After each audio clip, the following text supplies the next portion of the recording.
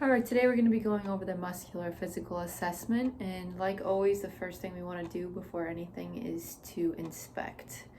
So we take a moment to inspect, we look for symmetry, we look for any type of deviation, any abnormalities, we look to see how the patient's general appearance is. Are they at ease? Are they resting comfortably? The next thing that we can do is go ahead and palpate. So what we're going to do is we're just going to palpate. We're looking for any type of abnormalities, bumps, lumps, tenderness. We're going into all the joints, palpating them on both sides, including the shoulders, the scapulas. Okay, the next thing that we can move into is testing the range of motion. So what we're first going to do is I'm going to have you raise your arms up, bring them to your side. Okay, perfect. The next thing, we're gonna raise both hands over our head. Okay, perfect, relax them. So that's testing for abduction and abduction. So we're making sure that there's no deviations, no lagging. The next thing that we can do is also test strength.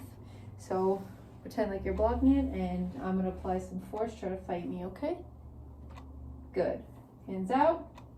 I'm gonna apply some force. Okay, good. Adequate strength, full strength, like a 5 out of 5. That's going to be in the triceps, which we did, and then the biceps, which we did.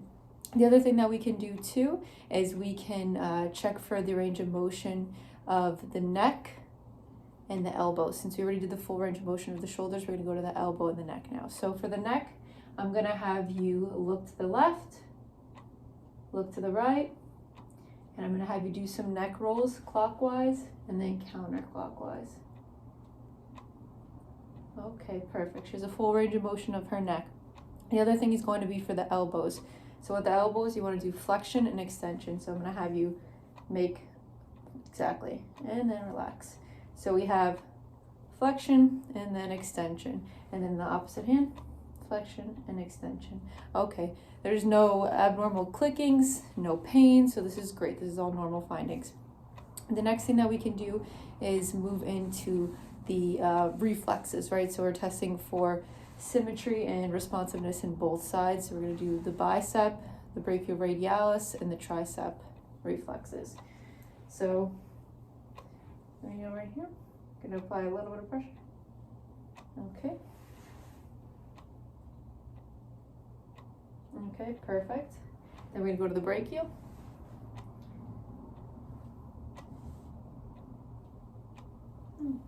Relax this entire. Okay, opposite side. Okay, perfect. And then lastly, the brachioradialis, and that's where the 2 points meet. Okay. All right, opposite side. Okay, perfect. The next thing that we can also do too is palpate the pulses. We're making sure there's adequate blood flow, so we'll go to our brachial pulse, and you can just relax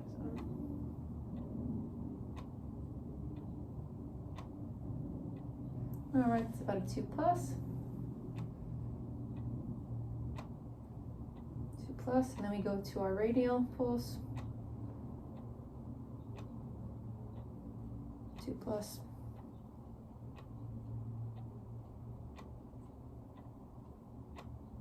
Also a 2+. So then for both pulses in the brachial, the radial, and then as well as the deep tendon reflexes, everything's within normal findings. Her pulses are both symmetrical, equal, and a 2+, so they're normal finding. Next thing that we can go to is the inspection of the hand. So we're making our way downward. So for the hand general inspection, we're checking to see if there's any like nodules, any deformities like we see with rheumatoid arthritis, stuff like that. So what we can do is first we are going to inspect. Later on, we are going to move into palpation. So we're checking for any tenderness, any cracking, any clicking. Okay, and then next we'll just do our range of motion. So what we're gonna have you do is you are going to extend your fingers out and then bring them in. So this is going to be the abduction and abduction of the hand, which everything looks good. The next thing that we can do too is we can check for the flexion and extension of the wrist. So wrist down, wrist up. Perfect. Wrist down and wrist up. Another thing too we can do is we can also check for the supination. So it's when we're rotating the wrists, and then the pronation of the wrists. Everything is within normal findings with that too. Another thing that we can do too for the elbows and also the wrists is we can have the patient have their elbows and the wrist lined up, and then we can supinate and pronate again. And then we can also have you do another thing is you are moving your hand outward, neutral, and then inward, and then on the other side. Okay, perfect. So everything is within normal findings. There's no cracking, clicking, popping sounds, and no pain felt.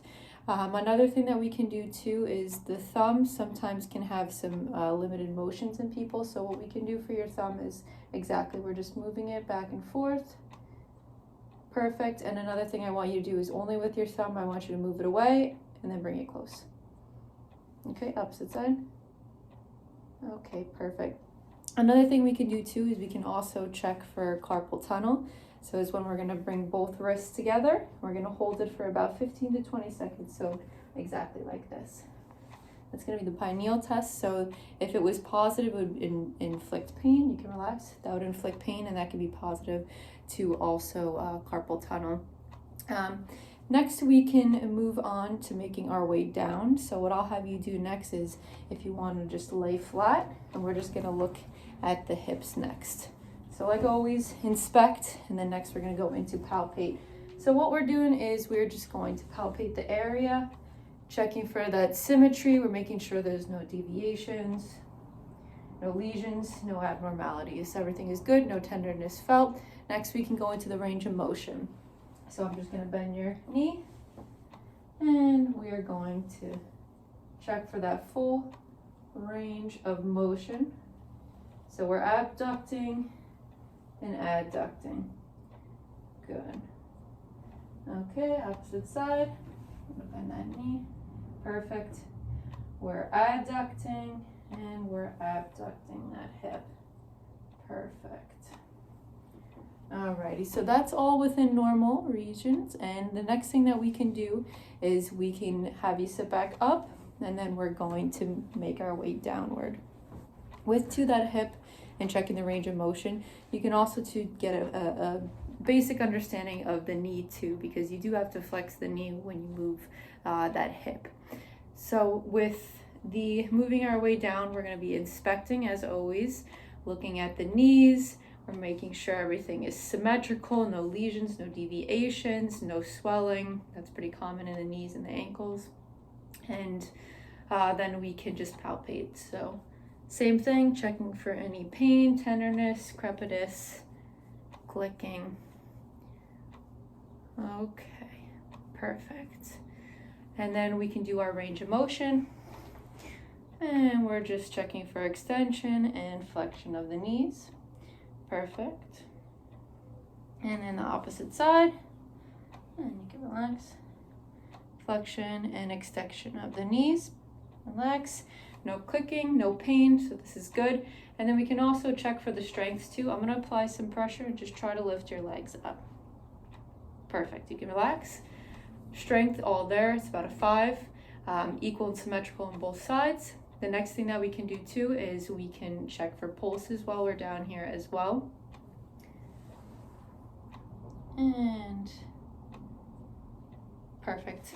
Pulses equal, symmetrical on both sides, about a 2+. Next, we can make our way down, and this is where we can take a moment to look at the feet and the ankles. So with the feet and the ankles, I don't know if you can see it in this video, I might have to move it a little bit. Okay.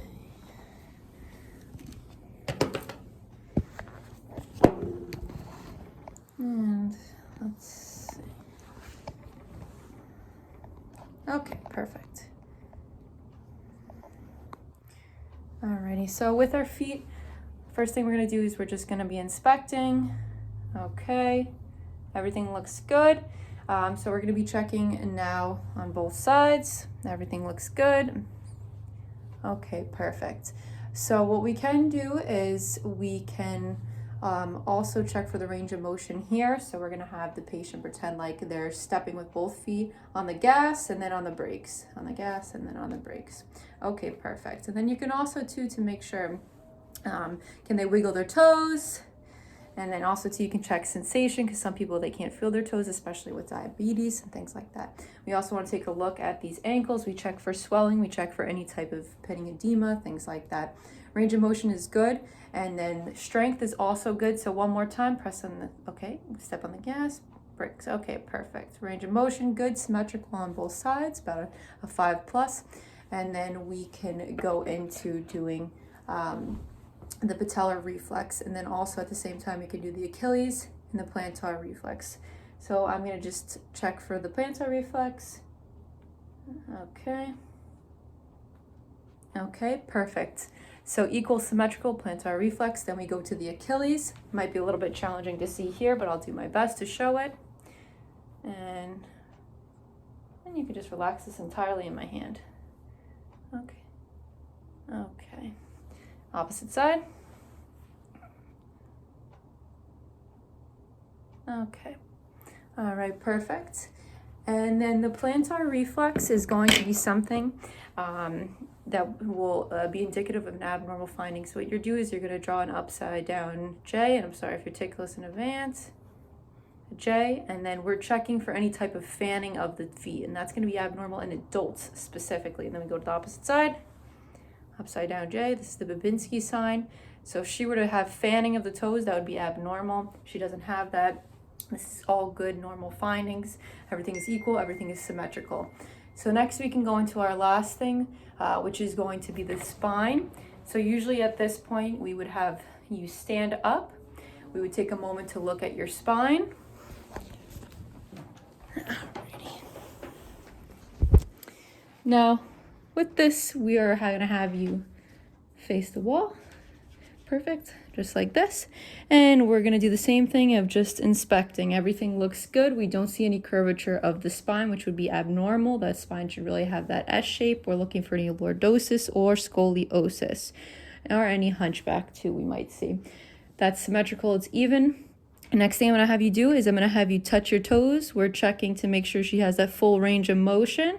Perfect, good. She can flex and extend the back. The next thing I'm going to have you is lean to your side. Okay, and then the opposite side. Good, that we're checking for right and left lateral flexion of that spine. We can palpate from here too if you want to be checking all of the vertebrae. We're checking for any abnormalities, any deviations. And then also the most prominent one is going to be the C7, and that's really going to be that most bony prominence. That will be a very good landmark for you. This will also give you another better examination of the scapula too, and then also the hips too. Alrighty, and that's going to conclude our muscular assessment. Thank you very much.